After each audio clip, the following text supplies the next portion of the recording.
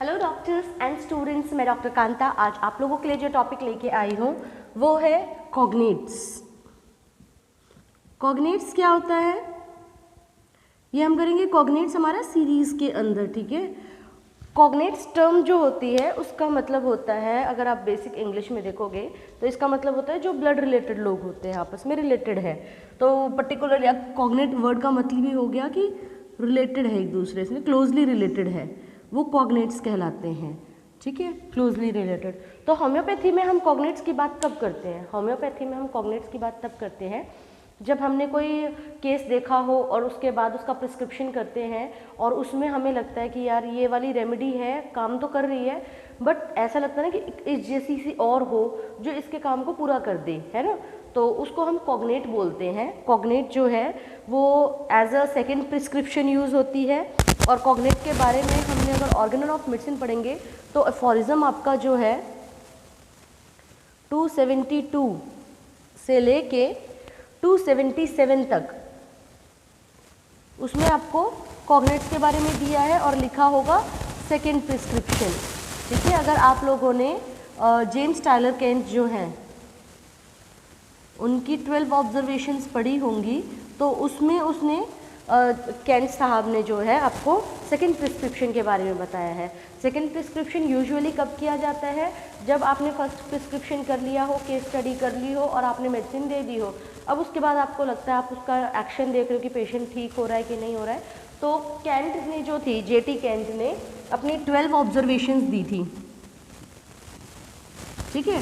उसके बेसिस पे उसने कहा था कि सेकेंड प्रिस्क्रिप्शन आपको देना चाहिए। सेकेंड प्रिस्क्रिप्शन कुछ भी हो सकता है, आप एंटीडोट कर सकते हो, रेपिटेशन कर सकते हो मेडिसिन का, आप उसमें कॉग्नेट रेमेडीज दे सकते हो, है ना, या चेंज ऑफ मेडिसिन कर सकते हो, एंटीडोटिंग कर सकते हो।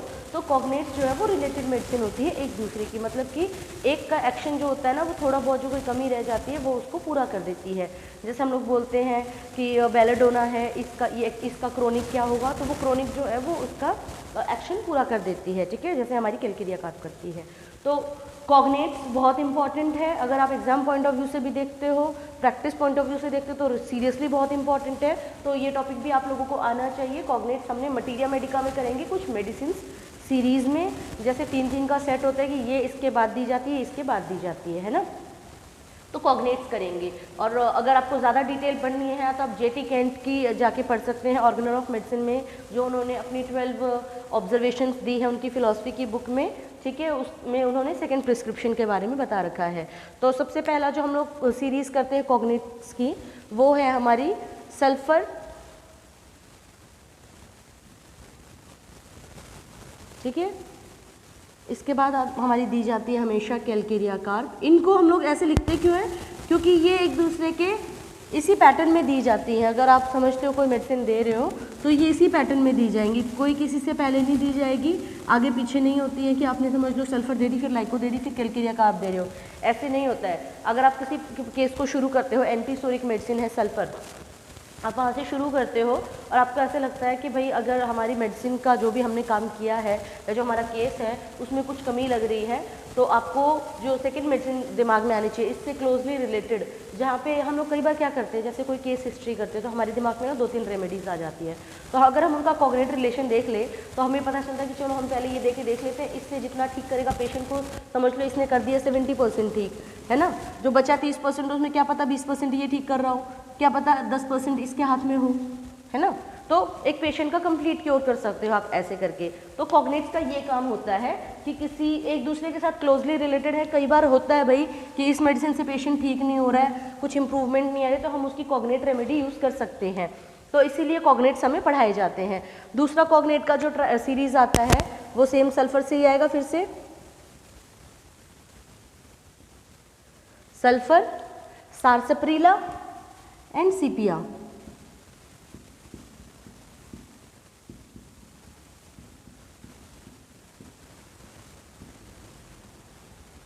ठीक है।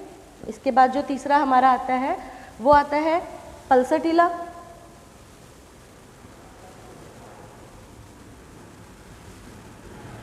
ठीक है। इसके बाद आता है silicea and fluoric acid,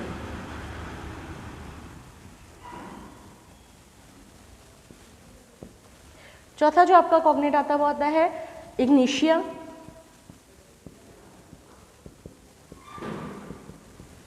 nitrum mur and सीपिया का। अब इनका रिलेशन देखो, आप तीनों रेमेडीज अगर आप देखते हो ना तो इन तीनों में क्या होता है, बहुत ज़्यादा इंडिफरेंस आ जाता है, ग्रीफ होती है, डिप्रेशन होता है ना। तो अगर आप कोई केस देखते हो उसमें आप लोगों को लगता है कि यार इग्निशिया सही मेडिसिन है, इग्निशिया जानी चाहिए, तो आप इग्निशिया दे देते हो, बट कुछ सिम्टम्स जो होते हैं वो उसके ठीक नहीं होते हैं, तो आप सोचते हो कि इग्निशिया जैसी कोई मेडिसिन दे दें हम, है ना। तो इग्निशिया के बाद दी जाती है नाइट्रम म्यूर, और उसके बाद दी जाती है, अगर फिर भी केस आपको लगता है कि कुछ कमी रह जाती है तो आप देते हैं सीपिया, है ना। तो ये होता है कॉग्नेट्स का फ़ायदा, क्योंकि ये लोग क्लोजली रिलेटेड होती है एक दूसरे की, फेमिलियर मेडिसिन होती हैं। तो बहुत बढ़िया ट्रायो दे रखे हैं, ये ट्रायो अलग चीज़ होती है और ये जो कॉग्नेट्स हैं इनका सीरीज़ होता है और ये इसी पैटर्न में दी जाती है अगर आप देते हैं तो, ठीक है। इसके बाद आता है allium cepa, allium cepa, phosphorus, and इसके बाद जो आती है वो आती है इसकी सल्फर।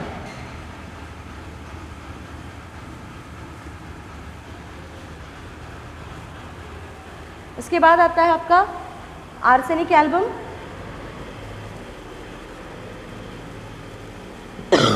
सॉरी,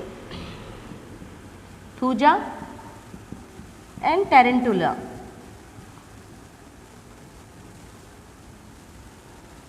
देन हमारा नेक्स्ट जो आता है सीरीज वो आता है कॉस्टिकम,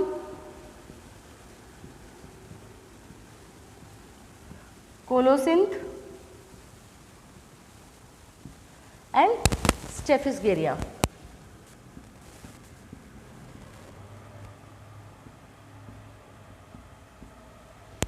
इसके बाद आएगा जो हमारा कॉग्नेट का सीरीज वो है aconite, hepar sulph and spongia टोस्टा।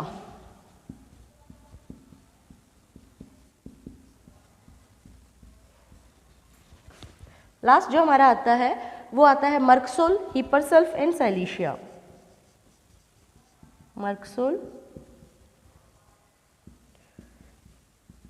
हीपरसल्फ and silicea.